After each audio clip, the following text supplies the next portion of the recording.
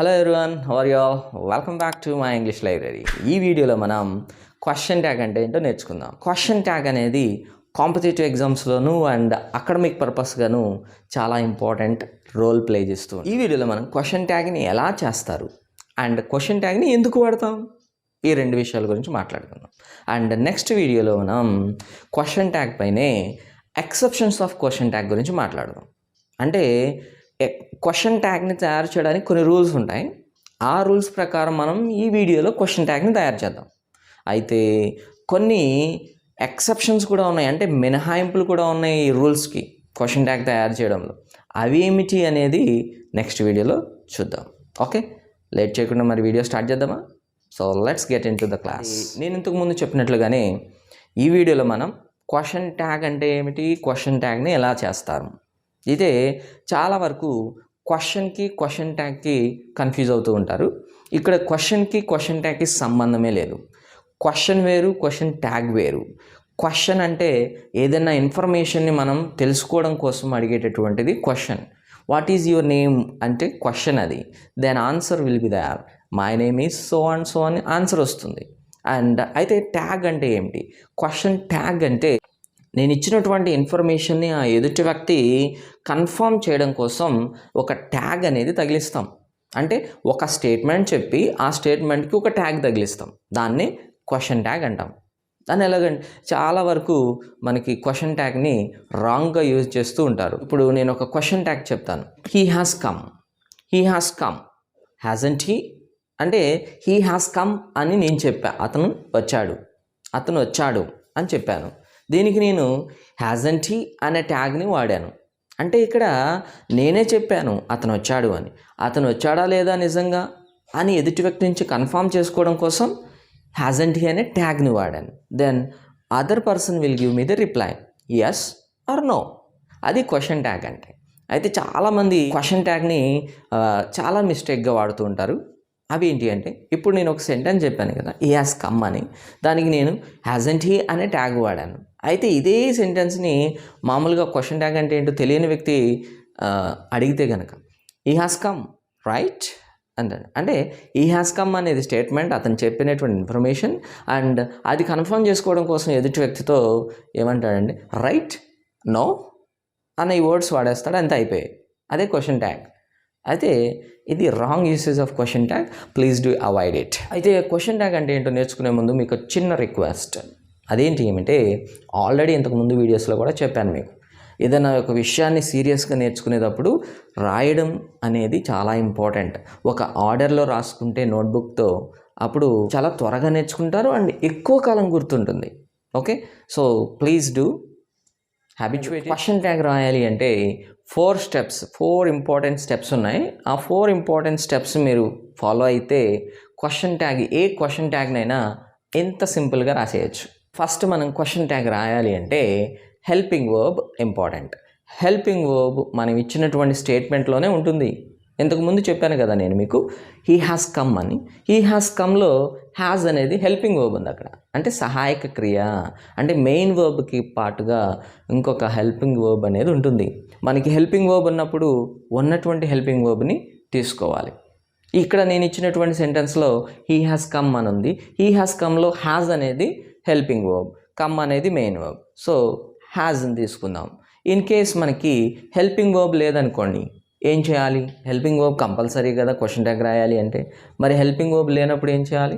Helping verb లేనప్పుడు మనకి ఎప్పుడూ హెల్ప్ చేసేటటువంటి 3 వ్యక్తులు ఉన్నారు. వాళ్ళు ఎవరంటే డూ అని ఆయన, డస్ అని ఆయన, డిడ్ అని ఆయన. ఈ 3ని వాడుకోవాలి ఇప్పుడు మనం. ఏంటి? ఎప్పుడు హెల్పింగ్ వర్బ్ లేకపోతే. ఇప్పుడు మనకి హెల్పింగ్ వర్బ్ ఉందనుకోండి, ఈ 3తో మనకు పని లేదు. అండ్ ఇక్కడ ఇచ్చినటువంటి సెంటెన్స్లో హ్యాస్ అనేటటువంటి హెల్పింగ్ వర్బ్ ఉంది కనుక ఇప్పుడు మనకి ఆ డూ, డస్, డిడ్ని పక్కన పెడదాం అండ్ హ్యాస్ అనేటువంటి హెల్పింగ్ వర్బ్ తీసుకున్నాం. అండ్ నెక్స్ట్ పాయింట్ ఏంటి? సెకండ్ పాయింట్ ఏంటంటే, మన ఇచ్చినటువంటి స్టేట్మెంట్ కనుక పాజిటివ్ అనుకోండి, అప్పుడు మనం దాని ట్యాగ్ అనేది నెగటివ్లో రాయాలి. మనం ఇచ్చినటువంటి స్టేట్మెంట్ కనుక నెగటివ్ అయితే ట్యాగ్ అనేది పాజిటివ్గా రాయాలి. ఓకే, ఇది ఏమిటి పాజిటివ్ నెగటివ్ అంటే? మనం సింపుల్గా నెగటివ్ అంటే ఆపోజిట్లో రాయాలి అంటే, నెగటివ్ చేయాలి అంటే చాలా వరకు మనం వాడేటటువంటి word N O T not. Okay, so ఆ నాట్ని ఇక్కడ వాడుకోవాలి ఎప్పుడు స్టేట్మెంట్ కనుక పాజిటివ్గా ఉంటే. ఇప్పుడు మనకి ఇచ్చినటువంటి స్టేట్మెంట్ హీ హ్యాస్ కమ్ అనేది పాజిటివా నెగటివా? Positive statement. నెగటివ్ వర్డ్ లేదు అంటే పాజిటివ్ అని అర్థం. So we need to make this negative question tag. ఈ నెగటివ్ క్వశ్చన్ ట్యాగ్ని చేయాలి అంటే ఇక్కడ నాట్ అనేటటువంటి వర్డ్ని వాడుకుంటే నెగటివ్ అయిపోతుంది. అయితే నాట్ని ఎన్ఓటి నాట్ అని రాయకూడదు. మరి ఎలా రాయాలి? ఎన్ఓటి నాట్కి ఒక కాంట్రాస్ట్ ఫామ్ ఉంది. కాంట్రాస్ట్ ఫామ్ అంటే ఏమి కాదు, షార్ట్ ఫామ్. ఓకే, నాట్కి షార్ట్ ఫామ్ ఏంటంటే N''T. ఓకే, నాట్కి షార్ట్ ఫామ్ N''T అంటే ఎన్ రాసి అపాస్ట్రఫీ పెట్టి టీ రాస్తే అది కాంట్రాస్ట్ ఫామ్. మీరు గుర్తుంచుకోవాల్సింది ఏంటి అంటే నాట్ ఎప్పుడు కూడా క్వశ్చన్ ట్యాగ్లో ఎన్ఓటి నాట్ అని రాయకూడదు, ఓన్లీ కాంట్రాస్ట్ ఫామే రాయాలి. అండ్ ఈ కాంట్రాస్ట్ ఫామ్ ఎలా రాస్తారు? సపరేట్గా రాయకూడదు. మనం హెల్పింగ్ వర్బ్ తీసుకున్నాను చూసారు ఇంతకుముందు, ఆ హెల్పింగ్ వర్బ్కి అటాచ్ చేసి రాయాలి. అంటే ఇప్పుడు ఎలా రాయాలి దాన్ని? Hasn't, HASN'T, hasn't. ఓకే, ఇప్పుడు మనకి 2 స్టెప్స్ అయినాయి. And next one, third step ఏంటంటే ఇప్పుడు ఇచ్చినటువంటి స్టేట్మెంట్లో ఒక ప్రొనౌన్ అనేది ఉంటుంది, అంటే సబ్జెక్ట్ అని అర్థం, అంటే అది సబ్జెక్ట్లో ఉంటుంది. ఇప్పుడు మనకి సబ్జెక్ట్లో ఉన్నటువంటి ప్రొనౌన్ తీసుకొచ్చి రాయాలి. ఇక్కడ సబ్జెక్ట్లో ప్రొనౌన్ లేకపోతే ఏం చేయాలి మరి? నౌన్ కనుక ఉంటే ఇక్కడ హీ హ్యాజ్ అన్న, హీ అనేది ప్రొనౌన్. ఇక్కడ హీ ప్లేస్లో రామునో రాజేషో ఏదో ఒకటి ఉంటే ఏం చేయాలి? అప్పుడు మనం ఆ రాజేష్ని రాముని హీగా మార్చేయాలి. అంటే నౌన్ ఫామ్ని ప్రొనౌన్గా మార్చి అప్పుడు మనం ప్రొనౌన్ని రాసుకోవాలి. ఓకే, ఇప్పుడు ఆల్రెడీ హీ ఉంది కదా, so right he as it is. ఇప్పుడు అది ఏమైంది? హ్యాజంట్ హీ అయింది. ఓకే, అండ్ ఫోర్త్ స్టెప్ ఏంటంటే క్వశ్చన్ మార్క్ని వాడాలి.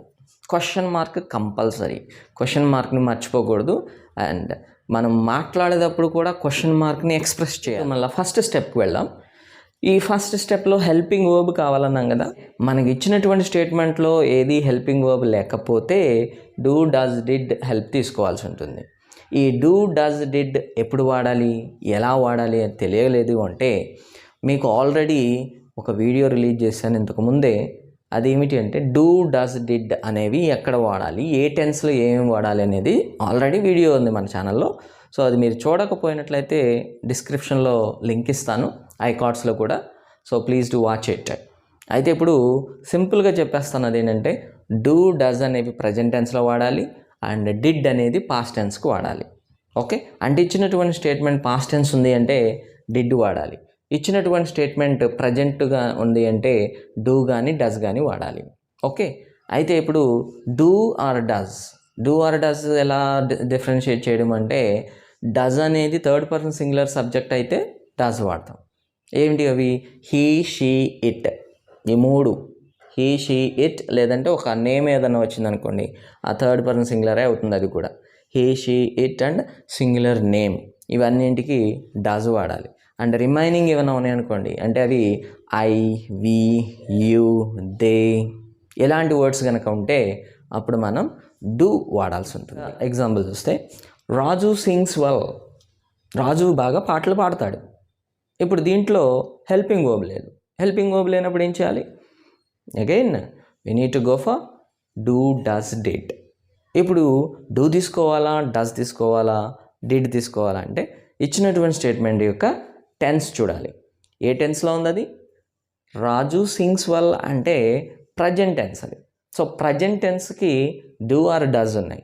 ఇక డూ ఆర్ డస్ తీసుకోవాలి అంటే సబ్జెక్ట్ చూడాలి. సబ్జెక్ట్ ఏముంది? రాజు ఉంది. రాజు అంటే third person singular. So third person సింగులర్కి డస్ వాడాలి. సో డస్ అనేది మన యొక్క హెల్పింగ్ వర్బ్. ఇప్పుడు సెకండ్ స్టెప్ ఏంటి? Negative to positive, positive to negative. ఇక్కడ పాజిటివ్ స్టేట్మెంట్ ఇచ్చాం కాబట్టి నెగటివ్ ట్యాగ్ రాయాలి. అండ్ డస్ నాట్, డజంట్ అని రాసాం. And next one third step ఏంటి? థర్డ్ స్టెప్కి వచ్చేసరికి ప్రొనౌన్ తీసుకోవాలి. ప్రొనౌన్ ఏముంది ఇక్కడ? రాజు సింగ్స్ వెల్లో రాజు అనే నౌన్ ఉంది, ప్రొనౌన్ లేదు. సో దీన్ని నౌన్ని ప్రనౌన్గా మార్చి అప్పుడు ప్రనౌన్ రాయాలి అక్కడ. ఇప్పుడు రాజు అనేదానికి ప్రనౌన్ రాస్తే ఏం రాస్తాం? హీ అని రాస్తాం. సో హీ అని రాస్తాం. నా question tag is doesn't he. Raju sings well. Doesn't he? And the question mark. That's all. And ఇవి మనం క్వశ్చన్ ట్యాగ్స్ని రాసేటటువంటి విధానం. అంటే మన క్వశ్చన్ ట్యాగ్ రాయాలంటే ఈ 4 రూల్స్ అనేవి గుర్తుపెట్టుకో. This is all about how to make a question tag. Please give your feedback, and your feedback matters more for us. Thank you all for watching our videos, and see you soon in the next video. Happy learning.